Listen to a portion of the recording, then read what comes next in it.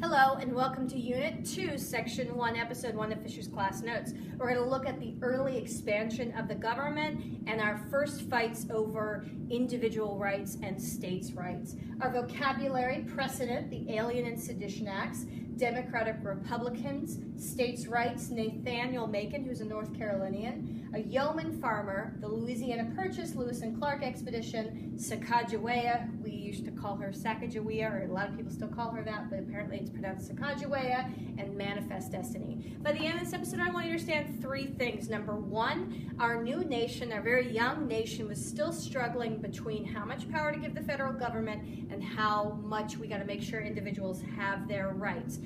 Was it okay for a citizen to criticize or speak out negatively against the government? Or was that considered treason? Should they be punished for doing so? So it's really the fight or balance between treason versus tyranny.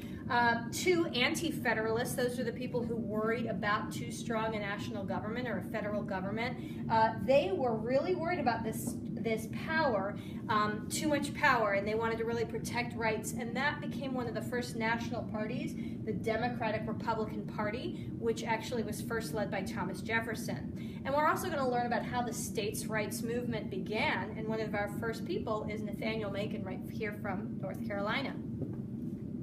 Okay, so George Washington stepped down after 2 terms, again showing his amazing ability to give up power, even though he had tons and tons of power. It set a precedent. Basically, nobody's going to break the Washington rule of 2 terms, because nobody wants to look like a jerk thinking like, well, I'm better than George Washington. I can serve 3 or 4 or 5 terms. That isn't to Franklin Delano Roosevelt. Don't get me wrong, I love that guy, but nobody else was willing to do that. So George Washington steps down. This is actually not a painting of him stepping down from the presidency. This is a painting of him stepping down from the command of the Continental Army, but still, it's the same sentiment.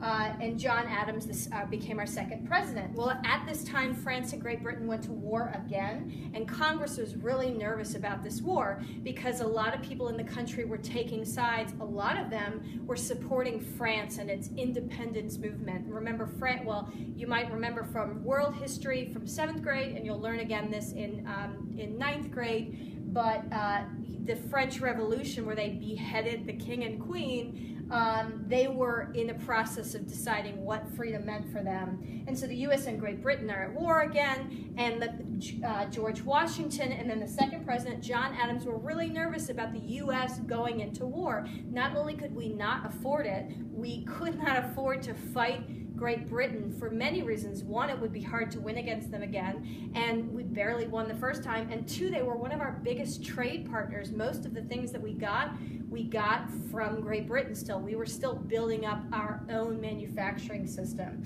And so basically, John Adams decided to punish people who were supporting a war to join with France.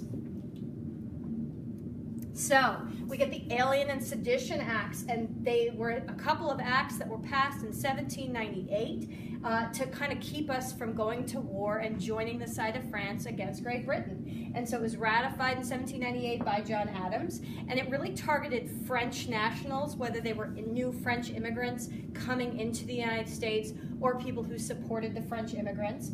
And it gave the power to deport new immigrants, particularly they were targeting the French, and it made it harder for immigrants to become citizens and therefore to vote.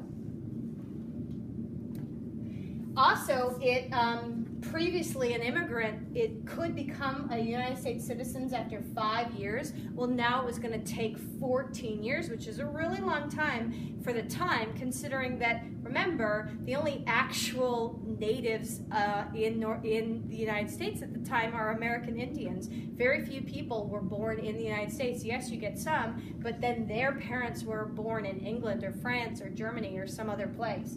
And the worst part of the Alien Sedition Act is that it allowed the government to punish people for speaking out against the government. If they did so, they could go to jail. Part of the line was that you could, if you wrote, print, uttered, meaning spoke, or published any false, scandalous, or malicious, meaning mean, writing against the government, you could go to jail.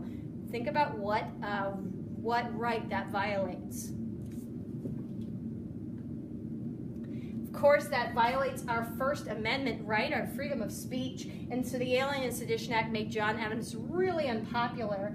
And then so his vice president, Thomas Jefferson, and one of his best friends, and they actually for a long time didn't speak to each other, but they split and they stopped being friends, and then John Adams only served one term, and Thomas Jefferson was elected, and he was the leader of what we call the Democratic Republican Party that criticized John Adams and the attack on free speech. And so these were, again, the people who had been anti-federalists, the people who were worried about giving the government too much power. And so one of our first campaign slogans in 1800, the election of 1800, was Jefferson and liberty, meaning he's going to protect the liberty of the citizens of the United States. Jefferson wanted America to become an agrarian society. Agrarian means farming. He really supported small yeoman farmers. These are like small subsistence farmers, farmers who just grow enough to feed their immediate families, maybe sell a little bit. But these were small landowners who could vote because they owned land. The Southern economy, where Jefferson was from, in Virginia, the Southern economy was based on agriculture, but of course also slavery. Also, during Thomas Jefferson's presidency in 1803, you get the Louisiana Purchase. So remember, the United States is just this size at this point. You are starting to see a few other states coming in, and then you get the Mississippi Territory, which will eventually become a state, the Indiana Territory, the Michigan Territory, the Illinois Territory. Obviously, these are going to be broken up into other states. This is still all Spain, which will soon become Mexico.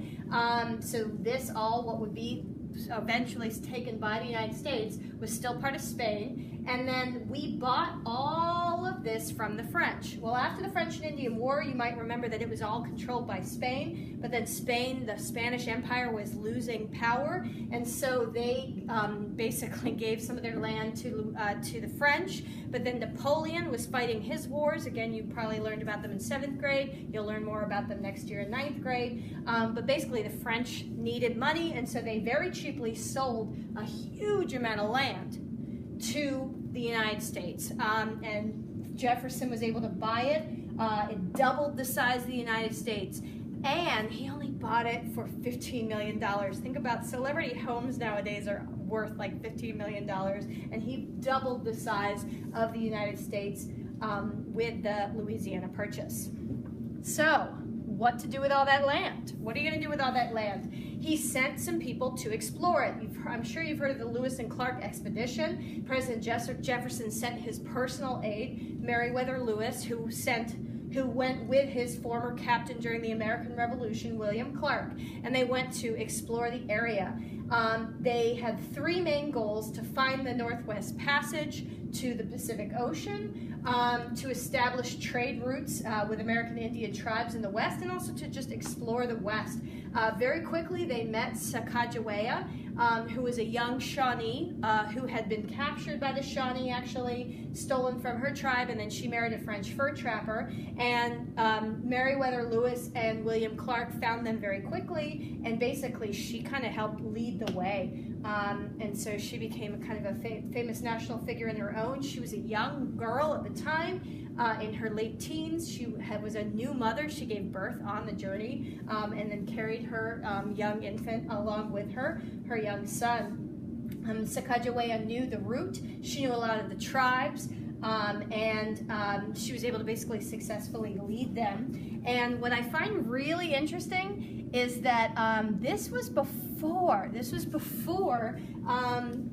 anyone in the world had discovered the dinosaur bones. And they had found these giant mammoth bones, so there was rumor that possibly they were going to find these mammoths way out west, because the idea of an extinct animal, extinction, didn't exist yet. Nobody believed in that yet because they hadn't found the evidence. So it was kind of one of the, many people suggest that they were trying to find these giant mammoths as well, but it was mostly to explore. All right, thanks for watching.